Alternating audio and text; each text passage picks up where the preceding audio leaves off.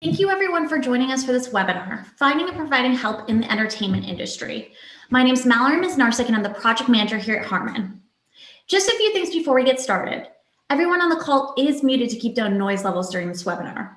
However, there is a Q&A function where you can submit questions to the panelists and they'll try to answer as many as possible at the end. This webinar will also be recorded and a link will be made available a few days after this presentation. We do have a number of other webinars taking place over the next few months for audio, lighting, video, and control. We encourage you to take a look at the different webinars in our Learning Sessions workshop series on pro.harman.com, as well as visiting Harman Professional Training to see our many on-demand and certification courses that are available to you for free. And now I'll pass it over to Brad Schiller to introduce our panelists. Thank you, Mallory. Hi, everyone. I'm Brad Schiller. I'm a business development manager at Martin. And really thank you all for joining us here today. I know there's a lot going on in the world and we really appreciate you taking the time to join us today. And we're going to have this panel discussion here with several leaders from industry charities. We're going to hear from behind the scenes, we're going to hear from Nuri Rubinstein. From backup, we're going to hear from Lee Dennison. From MusicForward and Crew Nation, we'll hear from Nuri Smith. And from Touring Career Workshop, you'll hear from Erik Parker. And so as you'll see today, it's going to be a really timely and really great discussion. Today's learning session is titled Finding and Providing Help in the Entertainment Industry, because now more than ever, people from all around the world need assistance. Our industry's been on a pause for an exceptional amount of time, which has led to greater needs for support in terms of financial, medical, and health matters. In the US alone, there are nearly 2 million known nonprofit organizations, all of which are doing their best to help people in various ways. Today, though, we're going to focus on charitable organizations that service the live entertainment industry. Thankfully, there are many wonderful organizations that have been around for quite some time with clear goals of helping backstage workers. Additionally, new foundations and charities have been established in the wake of the COVID pandemic with similar goals. For many people, though, it can be difficult to know where to turn to for aid or to provide support. On the screen here, you can see a sampling of many groups from around the globe that specialize in aiding live entertainment workers. There are, of course, many more that we have not listed here, either because they focus in different areas or just because they were so regionalized that they were difficult for us to find. Also, keep in mind that certain charities have been established during the time of COVID simply to share money to those that are out of work. In some of these cases, their limited funds may have already run their course and thus they may no longer exist or have the ability to help out. Additional groups, such as We Make Events or Save Our Stages, are focused on larger causes instead of on individual workers. Often, these organizations also raise funds for many of the established worker-based charity groups listed here as well. You might also be a member of a union or trade group that works directly with these or other charities. Today, though, we're going to hear from 4 leading industry organizations, each with their own unique goals and directions.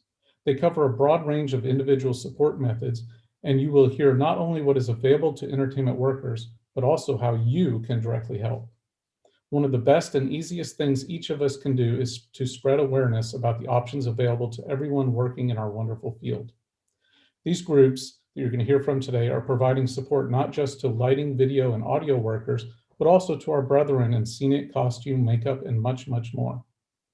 In today's session, each panelist will describe their organization in detail, and then we will all share together in a group discussion. Following that, we will answer any of your questions that you might have. As a reminder, throughout this presentation, feel free to submit your questions at any time by using the Q&A button on the Zoom screen. Then at the end, I will read the questions to the panel when we get to that portion. So without further ado, let's get started learning about all these 4 fine organizations. First up, we're going to talk about behind the scenes, and I'd like to present to you Nuri Rubinstein, who's the executive director at Behind the Scenes. Thank you, Nuri, for joining us today. Brad, thank you so much for having me and for putting this wonderful panel together. We really appreciate it. Hello, everyone, and thank you for coming. I know it's a day when attentions are divided, so we appreciate your being here. And I just want to give you a brief overview, as Brad said, of Behind the Scenes. Please go ahead, Brad. We have 2 main focuses. The first is to provide assistance to entertainment technology professionals and their families who are in need due to serious illness or injury. And by entertainment technology professionals, we mean those who work behind the curtain, behind the camera, on the road, and for the companies that manufacture and supply entertainment technology products and services. So it's a very, very wide remit. And our second main focus is to provide tools and resources to support all entertainment industry workers to promote mental health and psychological safety. And I'll get into that in much more detail in a moment. Brad, please go ahead. Let me talk about our grants first. Grants are issued to those who are seriously ill or injured, or if they have an immediate dependent family member, such as a spouse or a partner or dependent child who is seriously ill or injured, and that's putting a burden on the family. And these grants may be used for a number of different things. Each grant is tailored to the individual and where the areas where they most need assistance. But things like basic living expenses, including rent or mortgage, utilities, food, transportation, medical expenses of every sort, insurance. COBRA is a big cost, of course, for us, and we do often cover that. Counseling and rehab, both inpatient and outpatient, and of course, funeral expenses. Applications are generally reviewed within 72 hours at the most, and grants can be issued immediately, so we can respond very quickly, but we urge people not to wait until they are in dire circumstances to reach out for assistance. For all of the entertainment industry assistance organizations, we can help you much better if you come to us earlier on in the process. And by the way, we work very closely with all the other industry assistance organizations, Music Cares, the Actors Fund, Motion Picture and Television Fund, Will Rogers, the AFC in Canada, so that we can work jointly to assist you to the best that we can. Go ahead, Brad. So I want to spend a little time today on our mental health and suicide prevention initiative. We actually began work on this long before the pandemic, and we have brought together a steering committee consisting of industry experts, industry professionals, as well as mental health professionals. We have representatives of labor. The IATSE is represented at the highest level, representatives of employers, both large and small. And we have social workers from all of the major industry assistance organizations that I just mentioned, as well as mental health professionals in private practice who specialize in our industry. And we have been rolling out tools and resources actually since March that we hope can provide some real tools, real resources for people to use. We know things are very difficult right now for people during the pandemic, but they were difficult in our industry even prior to that. As shows become larger, people are working longer and longer hours, under more stress. Mental health has really suffered in our industry. And so these were meant to address that going into the pandemic and certainly coming out of it on the long term. So just a quick recap, we have Be Seen, Be Heard, which is our 24/7, 365 anonymous peer-to-peer chat app. It provides a platform for you to talk to your peers about what you're feeling. You get home from a gig at 1, 2 in the morning, you can't sleep. You're not going to call and wake up a friend or a family member, certainly not your therapist. So what if there's a place where you can go online and talk about what's on your mind and find some support from your peers because they understand what you're going through? An online therapist finder that only includes therapists who understand our industry. When we conducted a survey of our industry, we found people were really frustrated with seeing therapists who didn't understand anything at all about what their life was like and who made suggestions that were just completely unrealistic. So only therapists that have an understanding of our industry are included in this. We have online behavioral self-assessments because right now people are feeling things they just haven't felt, or certainly not to the degree that they've ever felt before. So it's a way for you to go online, take a completely anonymous self-assessment. No one ever knows you've taken it, and get a sense. Maybe you're dealing with anxiety or depression, substance use, eating disorders. This will give you a sense of whether or not you are and how to approach it. It'll educate you. It'll give you some language to use to help describe how you're feeling and guide you to some resources. And of course, we realized as we were researching those resources, it can quickly become overwhelming, especially if you're in any kind of distress.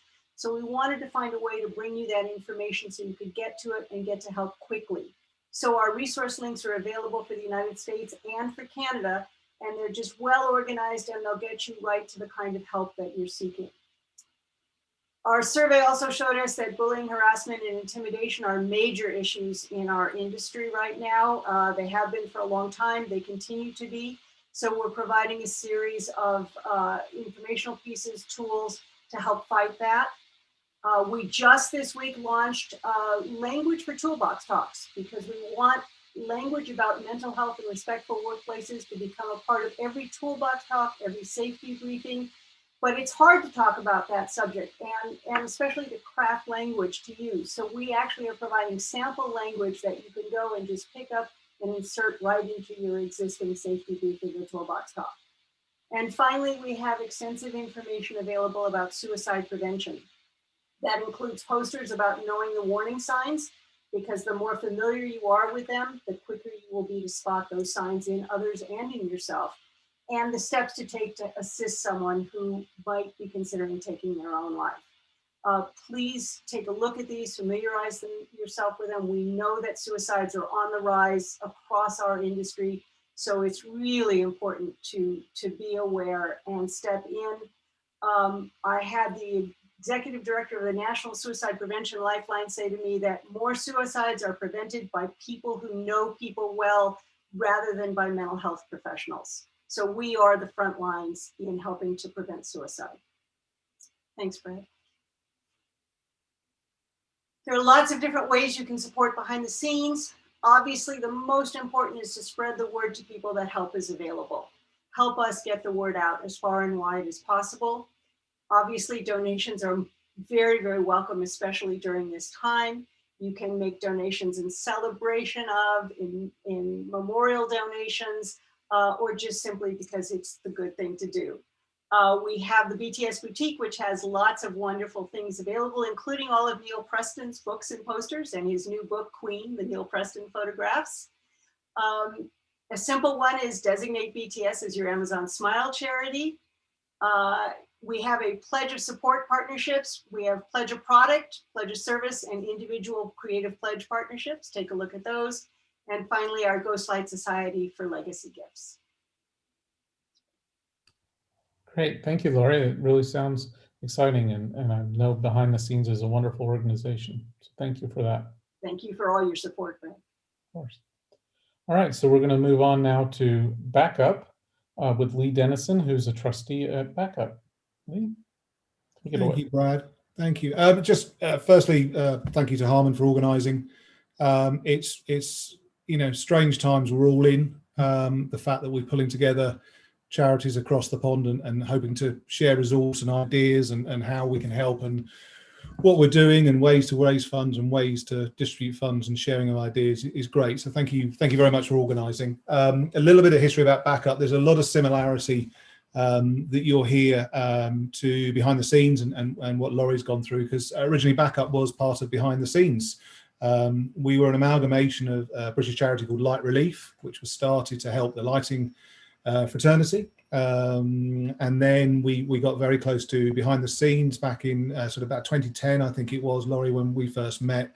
And we shared a lot of ideas and resources and ways to move forward as a charity. And then we pulled all that together to become Backup in about 2015. So Backup is a sort of a UK equivalent of behind the scenes. We share a lot of the same ethos and thoughts behind how we go about helping and how we support our family members. And a lot of that is based on similar ways. So as we go through, and if you can click through for me, Brad, a lot of similarities, which we've nicked the good bits, we've added some bits, and hopefully we can share those back with some of my partners on the call. But our remit is very similar. We provide financial support to the industry, to professionals working in live events, theatre, TV, film, who cannot work due to illness, physically unable to work, mental illness, physical illness, whatever it is. We have a very broad remit, and with COVID coming along, that remit has changed as well. We've got a strong organisation.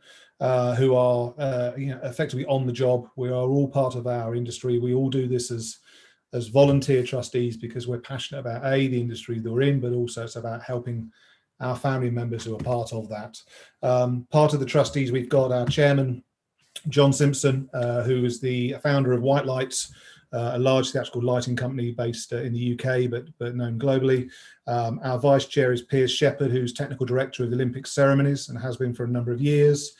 Other trustees, Rick Fisher, both a West End and Broadway lighting designer, Bobby Aitken, a similar sound designer across the West End and Broadway, Peter Heath, who's chairman of Plaza as well. A really nice mix of trustees who, have got fingers on the pulse in the industry and who help get into certain areas. Our remit is wide. Our family is large in the UK, and we're there to try and support as much as we can. Within those trustees, we try and break that down into various teams. We've got a grants committee, very similar to the behind the scenes. We've got 3 trustees plus chair, very proactive, very reactive to any applications, similar time frame for when grants come in, assessed very, very quickly that we can get to our family members and support them as quickly as can. So a very similar turnaround time in the sense of an application through, looked at, and then hopefully awards made very, very quickly to help people. Similar kind of thing. Please don't leave it to the last minute. I think the British have this sort of stereotype of the stiff upper lip piece, and our world is not like that anymore. We work and support our family, and that's what it comes down to. It's really important that people get in touch very, very early and quickly. We've got other teams as well. We've got marketing teams. Again, we're volunteer based, so we're doing this around I think most of the panel can understand the homeschooling, as well as trying to keep this world going and craziness that it is, as well as being trustees. But we're looking at how do we market ourselves, the fundraising side of it, getting into companies, getting into individuals and organizations supporting, and then we have our events area as well. So we're trying to really, as trustees, not only look strategically ahead, but also get involved with the day-to-day support of the charity.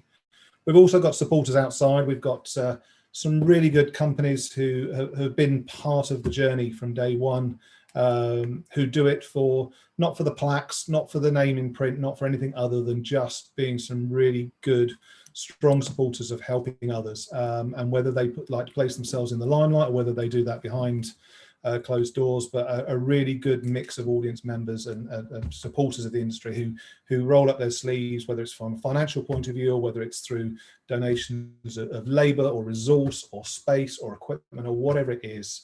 We're very blessed to have some really strong people. Next slide, please, Brian. Grants, again, they're tailored to individual needs, and they can include, essential living costs, medical related costs, advice, retraining, travel, whatever it comes down to. It's case by case basis. Our original remit was based on either injury or illness grants, and that was covering both physical injury and mental illness, and we try and look to support recipients for at least 3 months. So it's not just about doing that rent check for a week or a month and then not being able to help support because suddenly the worry is there about the next month. We try and put a process in place that gives 3 months or whatever it is to support and take that pressure off. I think Brian Leach, bless him, before he passed, he did a video for us. And he talked about that kind of piece of backup's not there to be the doctor, to be the medicine. It's there just to take the pressure off, and that's how we do that through the financial side. It's just taking that pressure off, so it gives people the ability to think clearly about the road ahead and how we can get them back onto the road by taking away some of the financial pressures. So we try and support for that 3 months. We do follow-ups as well. It's not just a case of here's your rent paid or insurance paid or wherever have you. We try and do as many follow-ups as we can and make sure that we're helping as best as we can and move forwards.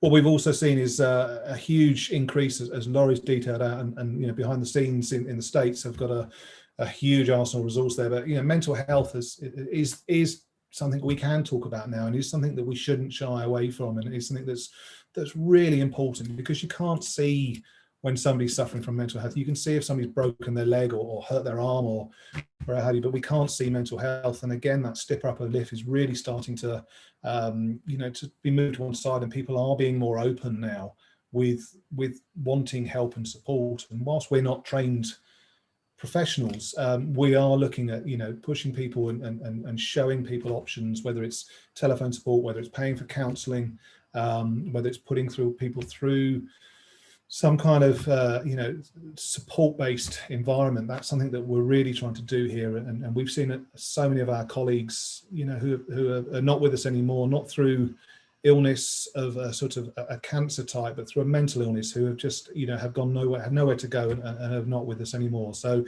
I think all of the panelists will understand that and realise that we can all do much more than that, and we can only do that with support from the industry.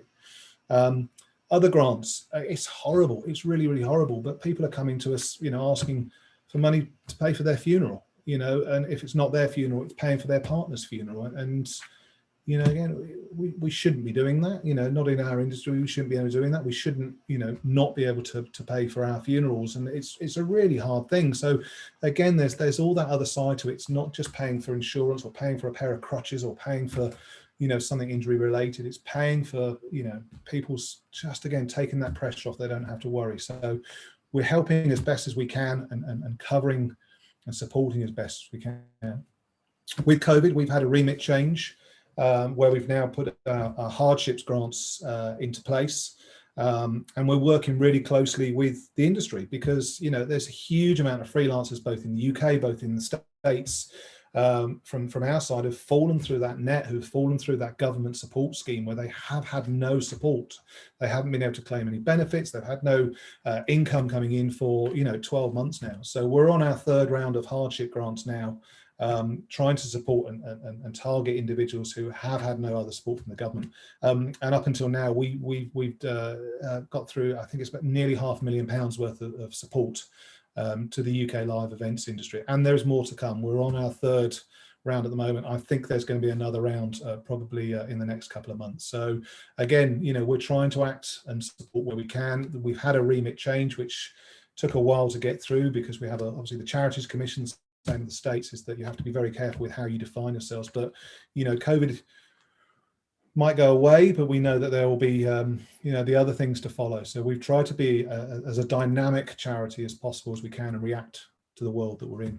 Thank you, Brad. Donations wise, well, I mean, again, similar to Laurie, we can't function without donations, and we're truly grateful to the donations we get. We have various levels of supporters. Sometimes they're just a one-off, whether it's a company or an individual. Sometimes they're continuing, and we run a gold, silver, bronze recognition system for that. We have a platinum scheme, which is donations, could be one-off from £1,000 upwards. But we also get regular monies coming in. Sometimes it's £5 a month, $10 a month just from individuals. But you put that over 12 months, 24 months, it's a massive amount of money, and it's money that's coming in that we know is always going to be used and always going to be pushed straight back out to support people. So we've got some really good regular donations, and even people throughout COVID at the moment are still making sure they're keeping those donations in place, because they've either been helped or they know that it's going directly to family members. We have a similar, I plagiarized this from Laurie, the Pledge of Products, which is a great initiative, and again, manufacturers, rental companies can get involved, whether it's naming a piece of equipment or highlighting a certain individual gobo or piece of color or equipment that's either for sale or for rental. ETC have done a great job with this. Ambersphere do it as part of their training scheme, that every time they do run a training scheme, there's a donation to back up. We've got various companies in the UK, Flare Lighting, TSL Lighting, and others, who every time a certain nominated piece of equipment goes out the door, there's a rental amount coming in. So again, it's great. It's amounts coming in on a regular basis, which is really important to keep the charity running. We move into events, and this is sort of my world, which I've sort of taken on for backup. We up until COVID, we had a great events calendar. We ran a number of golf days. We tied into Digico with their big quiz nights. We ran and we were offered the only time the Royal National Theatre in London has ever given away one of their spaces for a comedy night. We had a huge comedy night 2 years ago, supported by the industry, raised a lot of money, and generously supported by the Royal National Theatre. And whilst they say they've never had a comedy night there before, I've seen some of the reviews of shows there, so I don't think it was the first comedy night. But again, stuff like that appeals to our industry, that they can get in and get behind and support. One of our biggest events, which started sort of 6 years ago, was a big karting day, which started with sort of 10 teams, and we raised about £5,000. And not last year, but previous year, we had 35 teams raised £35,000, and to become that event for the industry, which isn't that award ceremony that everybody has to go to, or that sort of 4 o'clock at the bar when you're completely beyond the point of oblivion trying to catch up with people. We do a full day of karting, of networking, of getting people down, of music, of barbecues. And it just turned into a really nice way of getting clients to come down, of companies to invite clients, suppliers, manufacturers. So we've got a really nice way of pulling the industry together, and they get behind the charity now, and they understand what the charity is trying to do. So the event side is really important to us. Fundraising, we had a team drive, did the Mongol Rally, stupid mad drive across Europe and into Russia, and in a 50-year-old car, that raised £25,000 for the charity. We've got people riding across countries, bunny hopping, balancing spoons, whatever it is. There's people who just feel that they just want to get involved in doing something. So we've got a really good income from individuals and companies, which helps massively. The non-industry stuff, Amazon Smile, a great initiative. BTS do it, we do it. Again, it's just bits of money that feel people they're contributing. And we had a West End Unplugged piece that we did in the first lockdown, which Bobby Aiken produced on behalf of Backup. We sold that to NBC. So we had a lot of non-event industry people, public, who were watching these live streams that were coming out, which featured a mixture of West End stars and Broadway stars, and they could donate and felt that they were supporting the industry as well. So again, it's fantastic that we've managed to sort of get outside of the family, because it's really hard asking the same people again in the industry again to support. Getting outside of that and getting the public involved has been great. And then the We Make Events campaign, We Need Crew, huge campaigns in this time that we're in. Niall Horan did a live concert from the Royal Albert Hall, donated all of that through to We Make Events, and Backup is the nominated charity of choice for We Make Events, and we're distributing out to then other charities from us. So that's helped drive profile to the charity and helped make Backup become a really recognised charity within the UK for the live events industry. So there's a lot of support there in what we're doing. The UK as a whole is phenomenal as a supportive nation, both from the public and the members of the industry. We've had sort of almost nearly £5 million being donated by the public to the industries, and that's going to charities such as Backup, Theatrical Guild, PSA, Theatre Helpline. The public and members of the industry realise that we need help and we need support. So hugely generous, both at this time, which has been great, and it's wonderful that we're beginning that support. We do have a difference between the UK and the USA, which doesn't help us with regards to tax release from donations. Our companies don't get it, the business individuals don't get it. We get to claim tax relief and gift aid back from the government, which is 28p for every pound, but that's on an individual basis. So we don't get the ability to really get the big corporations involved, whether they're from the industry or not. So that's something that we have as a challenge across here, but it's something that we're working hard to see if we can come up with different ways of working. And also we've got the issue of I know that behind the scenes has huge support from the industry, from the unions in the States, whereas it's a slightly different union setup here in the UK, and trying to get into the unions is interesting, and we're working hard to try and sort of educate their members and show them Backup as a choice. So we've got a lot to do. We're driving it internally, but events like today, sharing ideas with esteemed colleagues here and helping promote and push is phenomenal. And we're getting there. But thank you again, Harman. Really appreciate your support on this. Looking forward to getting into some questions after this, and sharing the love between the charities. It's hard times for all of us, but we're really looking forward to getting in there and helping our family. Thank you very much. Thank you, Lee. That was great, really great explanation, and you guys are doing wonderful work. So thank you. Excuse me. All right. So next up, we're going to talk with Nurit Smith, who's the Executive Director at MusicForward and Crew Nation. So Nurit, take it away. Hello, good afternoon, good morning, wherever you guys are. Thank you again to the team at Harman. I think that just giving us this platform to share and the awesome work that all the panelists are doing and have been doing for years. And I think as we all realize together, we are stronger. So thank you. Next slide. MusicForward was, excuse me, initially established as the International House of Blues Foundation in 1993, and we manifested the House of Blues core belief of unity and diversity, help ever, hurt never, with programs in schools and venues and communities that showcase the significant impact and influence that African Americans have had on and continue to have on America's music and culture and art.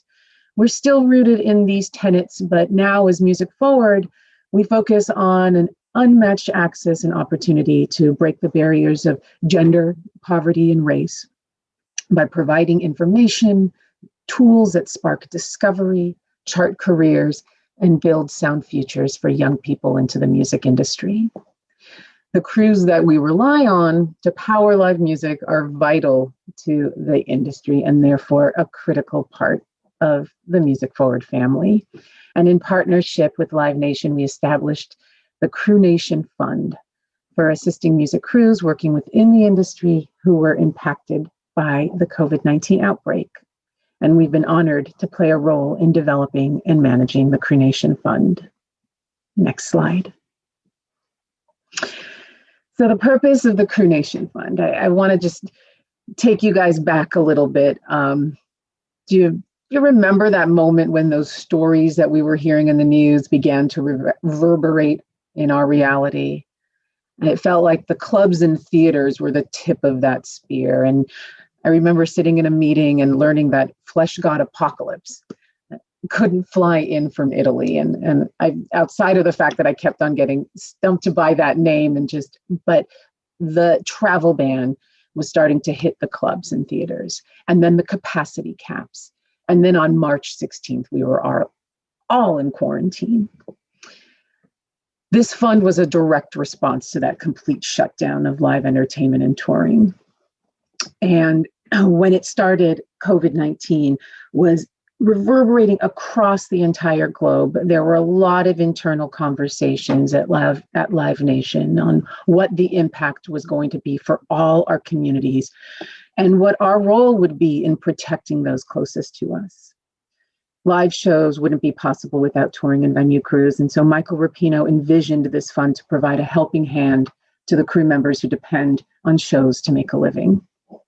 As a longtime partner of Live Nation, the MusicForward team was tapped from the start to help navigate all the logistics and management of the fund.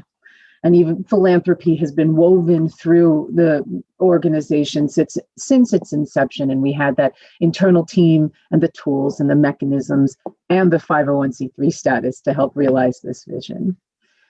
We worked closely with Live Nation teams to tap into those resources in order to have the greatest impact, because we pulled up this fund in 2 weeks and we wanted to stand it up as quickly as possible.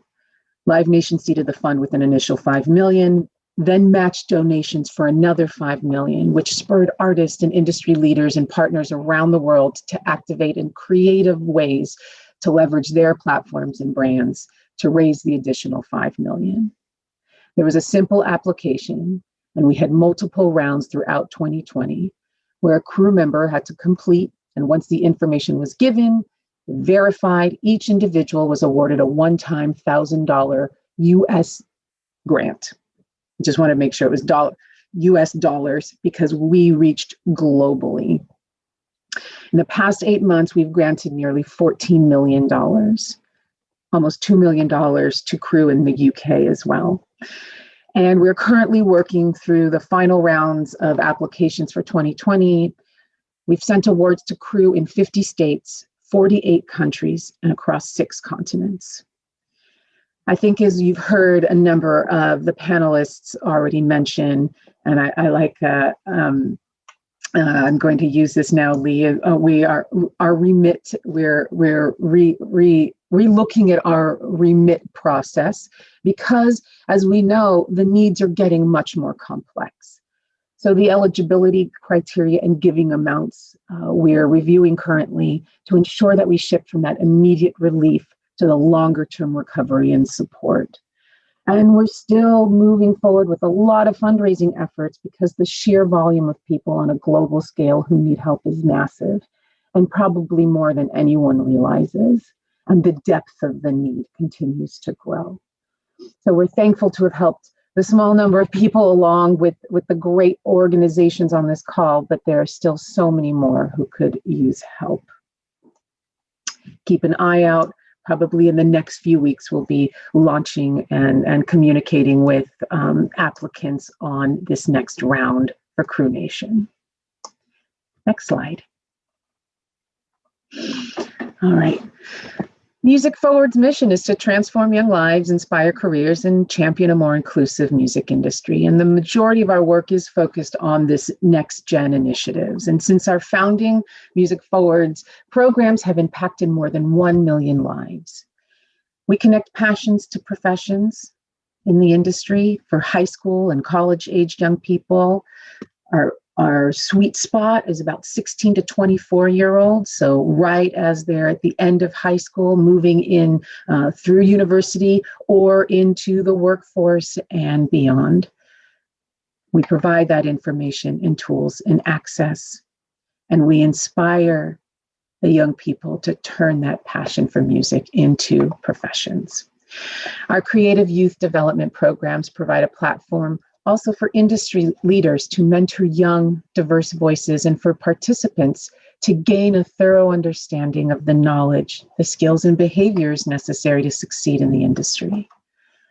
We have two distinct paths. Our artist development pathway is designed for emerging youth musicians and includes performance opportunities, coaching, learning about the business of being a recording artist, panels, curriculum on the creative process, songwriting, artist teams, and the tech needed to do that.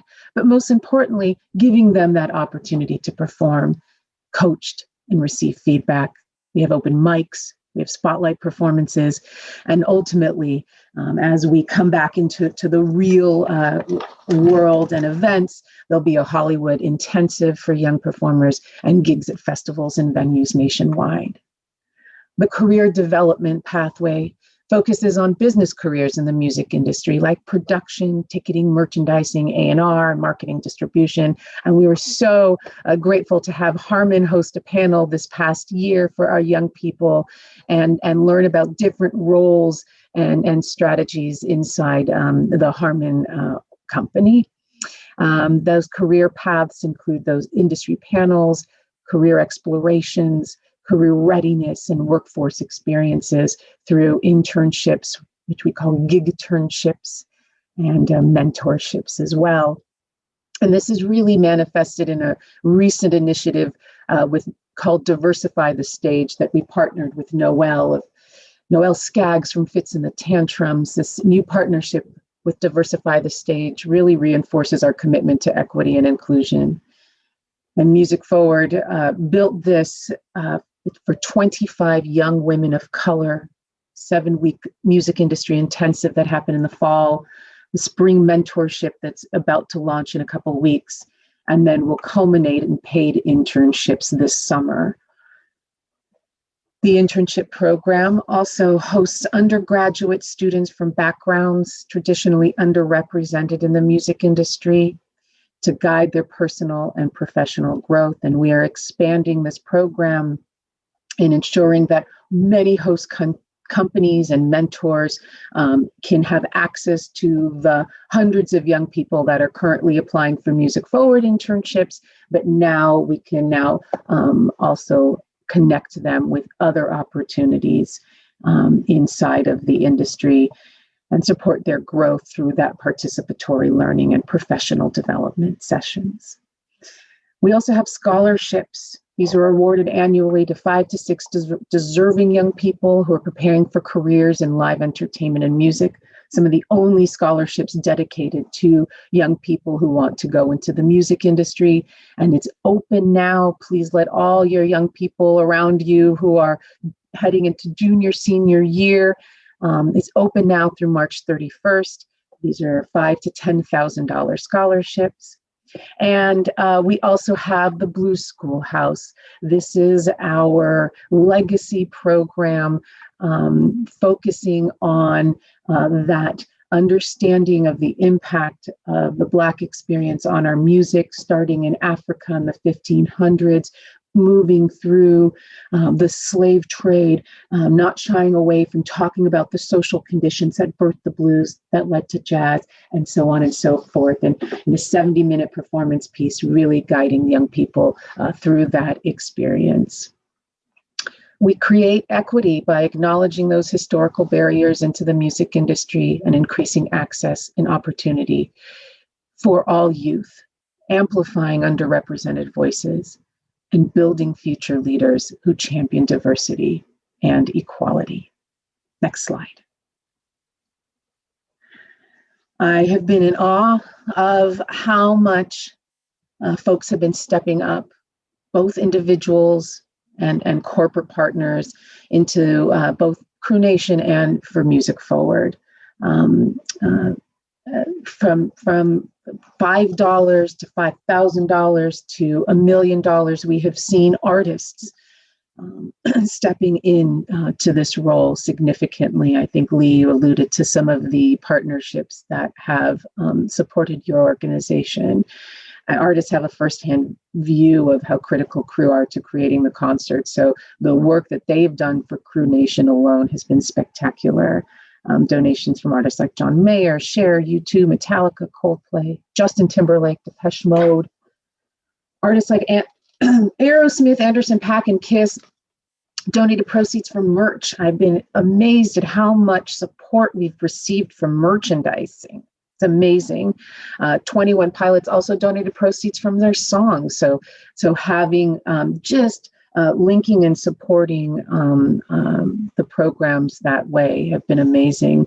We have Rockshin, a trademark. This is our Rockshin store, the signed memorabilia, experiences, all of that as well.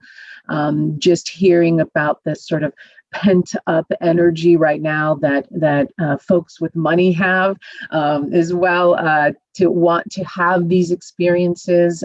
So if artists that already have that heart to them continue to donate and support all of our organizations, it's amazing. So thank you for that. We have events and live streams. We want to start building more events as well. But Lee, I'm excited to head over to London to join some of your work as well, your events, because they sound spectacular. So I'm looking forward to just getting back into that world and making that a reality. But volunteering, I think that's what we want to offer here today as well. Sometimes that helps get out of your own head and looking towards the future. And I encourage all industry professionals to get to know us more, fill out that volunteer form, sit on a panel, join us in a group mentorship style work, but really giving back, I think, also helps raise spirits and gets you out of your own head at times too. But I encourage all of you guys to get to know us more and see how we are working to build a vibrant and richly diverse industry, and join the movement. Thank you. Thank you, Nurit. That was wonderful. Your organization does some really cool, different things than what we've heard before, and it's really wonderful the way everybody covers everything, and I appreciate that. So next up, we're going to hear from, I'll click on the right spot, from Touring Career Workshop with Erik Parker, who's the Associate Director there. Erik, welcome. Please tell us all about Touring Career Workshop. Hey guys, thank you so much, Brad, for having me, and Harmon. This is incredible. Everybody's doing such good work here, and it's been, even in 2020, especially in 2020, it's been so cool to see just how the industry comes together to help one another. So it's been a really, really special thing to watch. The Touring Career Workshop, we call it the human resources for touring professionals. A guy named Chris Lyle, he's been a production designer. At the time we started, I think it was like 2 decades. And he's a huge mentor, a huge friend of mine. He came to me and I was just getting in the industry. Go ahead and let's go to the next slide if you wouldn't mind. He came to me and he said, you know, Eric, I see this need. And what it was he was seeing his mentors and the people that have been in the industry for 20, 30, 40 years hit the end of their tenure within the entertainment industry and not be prepared for it, not have the financial security of a retirement plan, not have health or health insurance throughout the tenure of it, have failing relationships. And he said, what do you think about doing something that will allow people to just come and think? That's kind of our big mission, is just to get people to think. So in 2011, we did at a local college, we just put together a quick workshop of, I think we had 13, 15-minute sessions. He completely funded it. And we were trying to figure out ways to get information in front of people. And we had all these speakers from all these different areas, whether it's tax planning, financial planning, liability planning. And we had 50 people show up, and the feedback that year showed us that some people are willing to think. They want to learn. They want to experience the best out of this career that we can have. You know, he used to joke that it used to be about sex, drugs, and rock and roll, and now, you know, it's an actual viable career that you can go and tell your parents proudly that you do, right? So we moved the event. We now have about 300 to 350 people every fall. We've had it that come and here in Nashville. And again, we have every year we have a few staples. We have one that talks about health insurance. We have tax planning and accountant in various forms of that, as well as financial planning. Those are every year. Those are very important to us because that's obviously very important to life and a less stressful life. But we also have a lot of panels. In 2019, we had people from different venues come into town and say, hey, look, this is what it's like for us as a venue person to have a tour come in, you know, a bunch of crotchety, tired road dogs. When you talk to us this way, it helps make everybody's life better, right? We also had production managers, what they look for in crew and on the road. We had vendors, what people look for from different vendors. We had those panels. We've had liability protection panels, other ideas of kind of side hustles and roadie real estate, where, you know, a guy has a bunch of rental properties and that's kind of his backup plan, his second income. So that's the Touring Career Workshop. That's where it started. That's kind of our fundamental thing here in town. And in 2020, we did a virtual version. Usually we have 350 people come. We've had 4,000 people see it on our Facebook, which you're welcome to go see it. It's still up. We realized in 2020, the direction of what we were talking about is a little bit different, because round about the third time that they pushed everything back, we realized that it isn't about, you know, all the big things and planning for your future financially and everything. It was really about surviving this moment. So we brought some people together. Michael Strickland, which has been a huge advocate for our industry, especially here in the US. He came, again, our financial planner came to talk about kind of what to start expecting with some of the government programs or the grants that have saved people's lives throughout the year on a tax side. Financial planner to just kind of say, it's going to be okay. You spent your savings fund. That's what it's for, the emergency fund, but it's going to be okay. We'll build that kind of stuff back up. So we did that in 2020. What else? We also have other things within Touring Career Workshop that are very important to us. We have networking events. Huge networking is very important to us, to our industry. I think everybody will agree as well.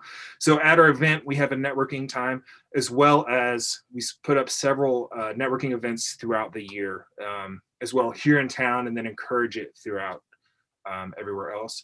We also do other things, especially in 2020. We put together several little things to just kind of help, obviously socially distanced, but along with the Red Alert Restart that we did, I forget what month that was, but when we lit all the buildings here in the US red. I know the UK had one prior to that. But we also did a Nashville thing called Keep the Show Rolling, where we had over 200 vehicles show up. We drove a route through downtown Nashville, just in solidarity of showing like, this is really important in this town too. Like, just to bring this town together, and people that hadn't seen each other in months and months and months that had worked together previous, they were able to just spend time together, even if it was just honking their horn or whatnot. So that was super cool to see. Let's go ahead and go to the next slide. Our other thing that's super important is mental health, as everybody has talked about, which is incredible because there was a time, even in the beginning of my industry experience, where it wasn't something that anybody talked about, and it wasn't okay to not be okay. So it's really cool to see that it's coming to light now, and it's okay to not be okay and to get help and to seek that. So as part of that, we put together an all access program. We have a handful of life coaches and therapists with all different specialties. You could find them on our website, touringcareerworkshop.com. That we work with, and you can go, and we'll pay for the first 2 sessions free of charge. We don't ask anything. We don't ever see a name, phone number. We see nothing. They send us a bill, and that's that. Thankfully, I believe all of them have gone to virtual sessions as well, so you can hit them up wherever you are. And as long as we're able to fund it, we're happy to do that. That's financially, that's the most important thing, because getting people the help that they need is the most important thing for us, especially in a time where we're just trying to survive and things keep changing, and hopefully we have new hope now, but that's another story. Let's go ahead and go to the next slide. In December, we put this together. Chris actually had this idea. There's so many roadies that they've created side hustles, and they've created different things and products to sell. So we put together a list, and it's also on our website, called Crafty Roadies. And so you can go and find all of these different companies or products that roadies sell and support them directly. So I've just brought it up. There's candles, there's soaps, there's leather goods, there's apparel and knitted goods, woodworking, home decor, food. There's lots of food. We love our food. Drinkware, books, and other fun stuff. So that has been, I think, there's been a few organizations that have reached out and just bought directly from them and bought like 100 items at a time. That is a game changer in a month for a roadie, just to continue moving forward. And that's a way for you to support them directly, which has been incredible. So highly recommend you going. There's over 50 things. If you are a crafty roadie, feel free to go. There's also a button that says, I'm a crafty roadie. Put in the information and we'll get you on the site as well. And feel free to share that as much as you can. Let's go ahead and go to the next slide as well. The way to support us, we do take direct donations on our website. We do that. We are mostly supported by sponsorships. And what's really cool is that most of our sponsorships are competing vendors, competing manufacturers, and just really the industry that comes together and says, this is important. This is important information. People need to hear it. All the different vendors, employees come and learn, as well as the vendors, a lot of them speak. Same with the manufacturers. So it's really cool to see that. So most of our finances that we use throughout the year is sponsored by all the vendors and manufacturers for the event that we usually have. And then we have that money that kind of lasts throughout the year. So, but if you would like to be a sponsor, you're welcome to email us. My email address is eric@touringcareerworkshop.com. It'll come up as well. And I can get you that information. We'd love to have you as a sponsor and have you alongside with us. And the last, I put it on here again, Crafty Roadies. We're mission driven. We're just a couple lighting guys that want to help our industry. So the most important thing for us is to help the industry and help each other as everybody else is. So if you would like to go check out the Crafty Roadies, see what you are interested in, buy some stuff, support them, We don't get any money from that. Literally, the links take you to their pages, and that's the last we hear. So we'd love to find out if you do buy stuff. We'd love to hear about it and whatnot. But that's the Touring Career Workshop. Super. Thank you, Eric. That was wonderful. And Crafty Roadies is a really cool, different initiative. I like that. I like all of it, but yeah, that was great. All right, so we're going to move on from now we've learned about everyone. We're going to move on to a short little panel discussion with a couple of questions I put together that I'd like to pose to the group, and each of you can choose to answer however you wish. So the first question is, what are the current needs that you're seeing people are seeking out the most? You know, there's been a lot of talk about finances and about mental health, but where are you actually seeing right now is the biggest drive that people are needing?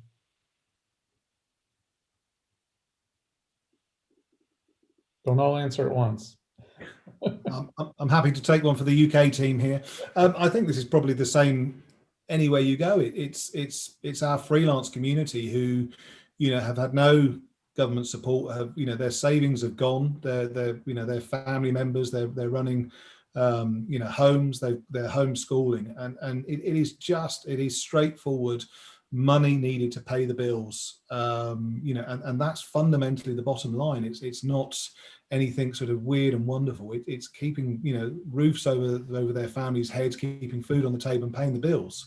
You know, it's such a horrible time out there for our industry, and for, you know, the bulk of our industry who are freelance. So, you know, basically it's just keeping people in a house and keeping the bills paid. And I'm sure that's exactly the same in the States. It is. It's, you know, and it's not just the freelancers, because the folks who have had regular full-time jobs are all out of work now as well. Most of them have lost their health insurance as well. So as we said, the need is absolutely dire. And we know that it's not going to end anytime soon for our industry. Right. Yeah, I think in that respect as well, like, people are looking for jobs, a side hustle of some sort, just something to get them through. And even that is super hard. Like, for example, personally, I've applied to probably 50 jobs and I've gotten one interview because people don't know what we do. And as much as I've taken the music industry and the live entertainment industry out of my resume, it's still really hard to say, you know, all the really important and hard and difficult situations that we've all encountered and overcome and created epic things. Like, it's still really hard. So money is really important, and support on just finding some sort of work, you know, and then mental health and everything that we've already talked about. You know, at the beginning of this, it was okay, cool, we'll get a few months, it's all going to be good. And we're almost a year in, and we still don't actually have a timeline of when things are actually going to be good and we're all going to be back to work. And that's, I think, super hard on people, mental health, you know. Absolutely. I think we also have to look at some of the national programs that are being discussed on a federal level, but really connecting the entire creative economy together and ensuring that as we're building back through recovery, that we're supporting that social safety net for the creative economy. There's WPA programs that are being discussed, and I think that mentioning this idea of being stronger together, that we need to, especially those of us in leadership positions, continue to make those connections for our communities that we serve, and ensuring that philanthropy and the government is all aligned on those needs as well. Because one of the things I think we're all hearing is not only are our applicants experiencing food insecurity, rent, mortgage, health insurance, mental stress, they're supporting family members, but they continue to express the love of their jobs and the community, right? So that we can never take away, and so how do we continue to support that? All right, definitely, yeah, those are good points.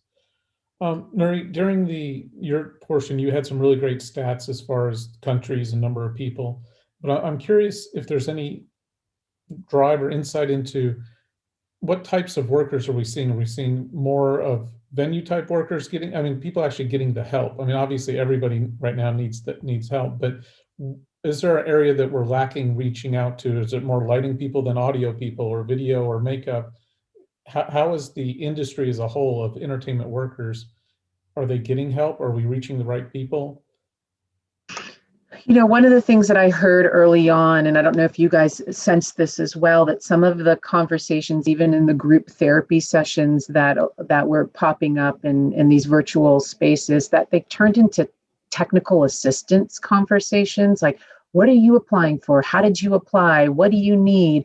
You know, some of that, I'm really intrigued, Eric, by the human resources stuff. I mean, we received people taking a photo of their backstage pass as verification that they worked. Or I love, you know, people, you know, putting 15 1099s on a floor, standing on a chair and taking photos. I think we've all seen them, but how do we support, you know, I do get concerned that we're not reaching those that really need the help because we're still doing everything electronically. But we have seen everything. It came in rounds for us. Again, the clubs and theaters, some of the tours that got canceled. Then we saw the festival season during the summer as well come through. But we got audio engineers, backline technicians, hospitality, front of house, pyrotechnics, all production managers and coordinators. We got the span of it all. Yeah. I think, Brad, that one of the most difficult things is reaching the people who don't necessarily have a central point of getting information. Union members, for example, have a centralized data point, centralized place to get their information. But a lot of the freelance people don't necessarily read the industry trade magazines. They don't go to the, even in, you know, when it's normal times, they don't go to the industry shows. There's no real central way. There's no information source that guarantees that you're getting all the way down into the workers at all levels. And I know we've always found that one of the most difficult things. I'd love to hear from the rest of the panelists if they found ways of getting to those people, getting the information that help is available. Yeah, we just again from a UK perspective, originally it was freelancers, you know, who sort of did the first round of hardship applications because they were hit the hardest.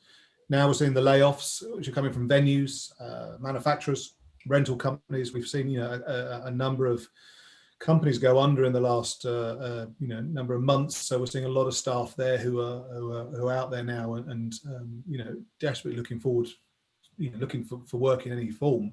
But it is that trying to reach people, and we have got, you know, various forums of Facebook pages where people are going, oh, listen, you know, go to backup, or does anybody know in here?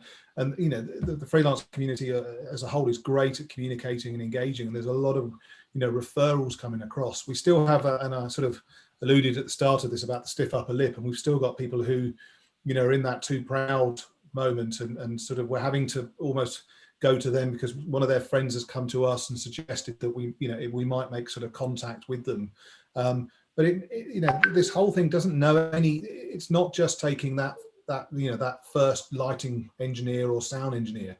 This is covering people who've been in the industry for you know, I'm 25, 30 years in, and they're you know, it's another 20 on top of me. It knows no bounds, and we've got people from every single situation, from freelance, you know, basic engineers to production managers, designers, who are all under the same, you know, they're all feeling the same thing, and they're all needing support, you know, and again, that's what it comes down to is that, you know, we've got to come together as a national family, as an international family. The piece, I mean, we could go on for hours about, you know, Erik applying for work. You know, you can do those jobs hands down, but nobody understands our industry and how our skills are completely transferable. You know, there's jokes at the moment. Give us the vaccine in the UK, we'll have the whole country done within 24 hours, and they'll get a beer, and they'll get a backstage tour, you know, and they'll get the T-shirt. But, you know, again, how do you show people outside our industry? So we have to do it internally. We have to do it through word of mouth and just getting out there and getting into people. But it knows no bounds. You know, there is no discrimination at the moment of who needs help and how to get to them. We've just got to come up with ways of getting to them quickly. Terrific. Well, I think we actually covered my next question too, of how to get the word out to non-affiliated gig workers. So that's good. We covered that. So my last point on this panel discussion portion is, what is the impact of all of your combined efforts to help our industry? What is the impact? That's where I want to leave it. I'll let you figure out what that means and answer accordingly. I'll start. It's like I said earlier, it's unbelievable seeing how the industry came together and just as one, like one family, all the competitors, like Lee was mentioning, there's nobody immune from suffering at some way from this. And that's in the world. It's not even just our industry. In the entire world, everybody has suffered in some way. Obviously, our industry has been impacted really, really hard. And it's, in most people, it's frustrating just because it's kind of ignored. We're not an essential system as most people believe. But it's been unbelievable. So I think just the bind of the industry has been strengthened through all of this, and individuals, Yeah.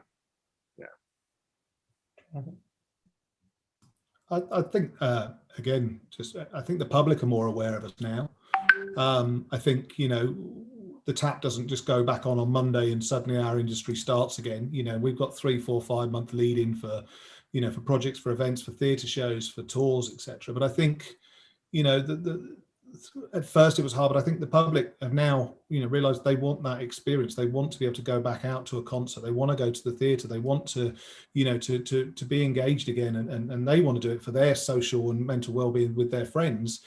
And they suddenly realize there's an industry that does this, but they can't do it. And God forbid, there's going to be people who aren't around to do that. We're running out of people who are going to stay in the industry because they've got to reskill and they've got to look at, new educating themselves and getting out there. So we're going to lose a lot of our skill sets, which is an amazing skill set, globally, what we can do. So I think the public are becoming more aware. We had hard issues with Parliament and our government, and having big names and names of Andrew Lloyd Webber has done huge amounts just from a theatre side in the UK, and has really sort of opened a can of whoop ass, excuse my Americanism there, on the UK government, and that's helped highlight that into the public world. So I think the public that's a really good effect of what we've been trying to do. But fundamentally, helping people is the best thing we can do. But if we can get the industry and the public aligned, that's got to be a good thing as well. I think that one of the major things that's come out of all of this is that it has really brought the conversation about mental health to the forefront in a way that it wasn't before. It's made it okay to speak about it. It's always been, tremendous stigma attached to it. And that conversation had been bubbling up to the surface over the last few years. More and more people were starting to talk about it, but this has really brought it into everyone's awareness. And particularly because our industry has been hit so hard, I think people are just much more aware. And I hope that what it means is that awareness of it will continue as people go back to work. We know that there are enormously high levels of anxiety associated with people going back to work. And because they're going back to workplaces that look entirely different, look and feel entirely different than they did when they left them.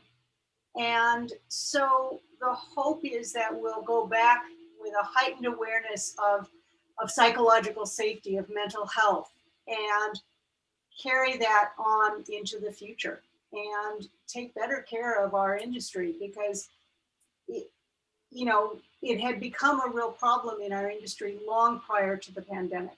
But the inroads we were able to make were very small. So hopefully this allows us in a way to take a giant leap forward in caring for everyone. Yeah, this idea of these highly skilled workers as well, and that the public is realizing this. I'd love to see, at the crawl at the end of movies, I'd love to see something like that for live entertainment, because I don't think people fully understand how many people surround an event, a festival, a tour. I think it would be awesome to be able to really showcase all those names and all the people, because they're such highly skilled workers, and to really elevate and celebrate them. For sure. Well, super. Well, thank you all. We've come towards the end of our presentation here. I've put up on the screen each of the panelists' websites or organization and even their emails. So if you have questions there, you can reach out. We do have a few questions that have come in from the audience here, and I thank the audience for sticking through and listening to all this. It's really wonderful, wonderful information. And if you have other questions, feel free to type those in as well as I read these first few. So to the panelists, I'd like to read a couple of these questions. The first one is, I would like to help today. Where do I start and what can I do?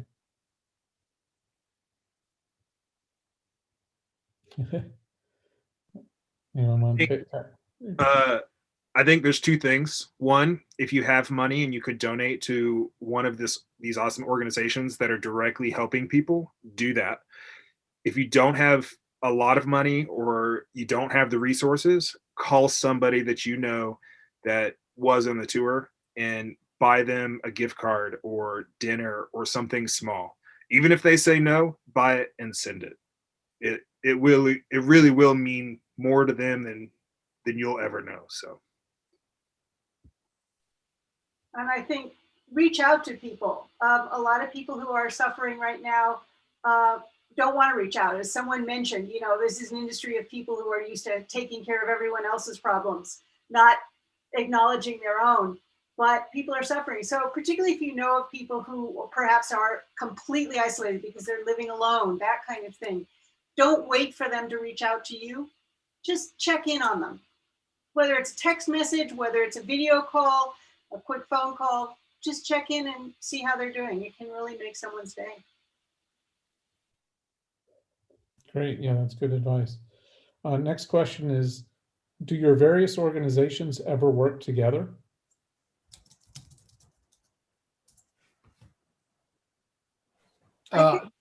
Sorry, Laurie, you go. Go, Laurie. I was just going to say, I think wherever we can find the opportunity to, Nurit and I have had a number of conversations about ways. There are certainly some organizations, for example, that we work with on an almost daily basis. All of the other charity organizations within the US and Canada, we share clients on a regular basis. The other charities, I think we all look for ways where we can overlap and assist each other's mission. That's exactly the same in the UK. We've got good working relationships with a lot of the other charities here. We get referrals into our charity, and we refer to other charities as well, or we do combined support structure as well, depending on what's required. So, I think that's the lovely thing about, again, if you come from this industry, and I can't speak for other industries, but everything gets left at the door, whether it's a company you work for, or a manufacturer you work for, or one tour that's a rival over another tour. It doesn't matter.